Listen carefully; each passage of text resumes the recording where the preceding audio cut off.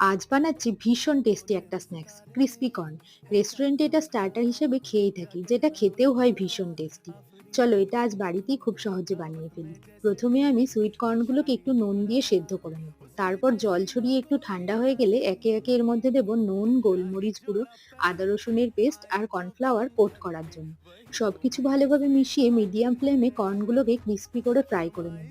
এবারে অন্য একটা প্যানে একটু তেল গরম করে তাতে দিয়ে দেব আদা কুচি, রসুন কুচি, কাঁচা লঙ্কা কুচি, পেঁয়াজ, ক্যাপসিকাম, গাজর, একটু টমেটো। এবারে পরিমাণ মতো নুন, একটু চাট মশলা, চিনি আর সয়া সস দেবো। সবকিছু ভালোভাবে ফ্রাই করে দিয়ে দেবো আগে থেকে ক্রিস্পি করে ফ্রাই করে রাখা কর্নগুলো। এগুলোকে একটু নাড়াচাড়া করে সবশেষে দিয়েছি একটু লেবুর রস আর ধনেপাতা কুচি। ব্যাস রেডি আমাদের একদম রেস্টুরেন্ট স্টাইল ক্রিস্পি কর্ন। কেমন লাগলো অবশ্যই কমেন্ট করে জানিও। ভিডিওটি ভালো লাগলে লাইক শেয়ার করে দিও। টাটা।